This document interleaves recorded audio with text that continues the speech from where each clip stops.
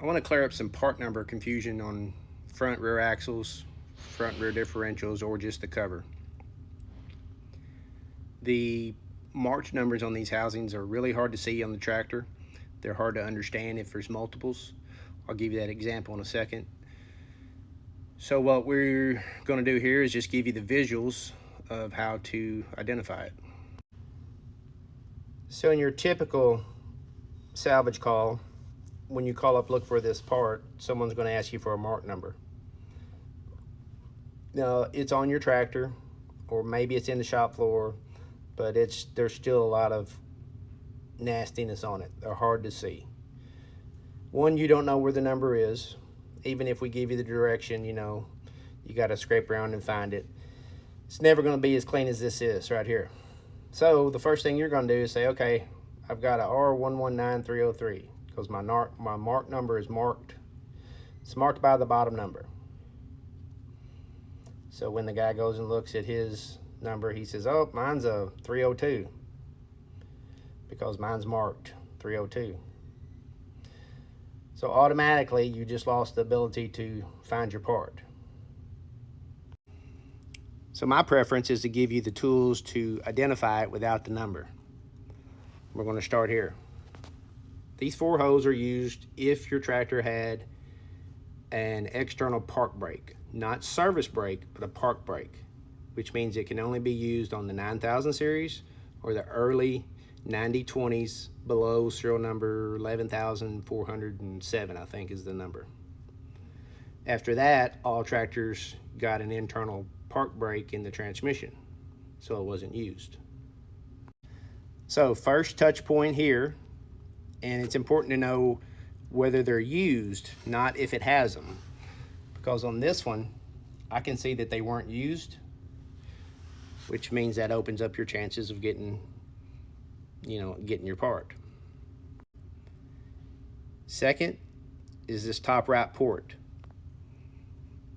This one was plugged, which means it wasn't used. So again, we're asking you, is it used, not does it have it? So that's real important. These boat hose and that port, are they used, not does it have them? Then the next thing is, if you can, even if it's dirty, you send an image of this whole front cover, because what I'm going to show you is that these are labeled. So using our red fittings as an example, I know that this particular tractor had internal service brakes. Now, there is a difference between your service brake and your park brake, so that just means it has brakes on the inside. Also, I can see that it had differential lock. So if those were plugged, we would know that you do not have internal service brakes and you did not have diff lock. So here's another early version with another visual identifier. There would be a large brake rotor that bolts to this. It's hard to, well, you can't miss it. It's just huge. I mean, it's as big as the front cover. So here, we would know that I can see my bolts are clean. So we would know that the bolts are used. I've got a plug in here, which means that port was used also. I have brake lines hooked up, which means I do have internal service brakes. And I have differential lock with the same mark number. So this is the one that you have to be exact on. You can't get the sub number, and I'm going to show you that in a second. So this one you have to be specific. My top right port's used, and I do have an external park brake. That's for the cover. For any sub-assembly or axle or differential assembly, we would want to know that you have internal brakes and you do have park lock. Excuse me, diff lock. So here's the newer style. The newer style just doesn't have the boat hose. It doesn't have the port. So automatically, you can't use this, which is the sub number, for a tractor that actually has external park.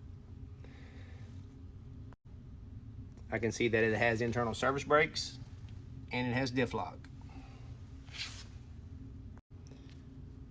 So this is a differential or axle that cannot be upgraded to a newer style axle. This one can be upgraded to a newer style axle.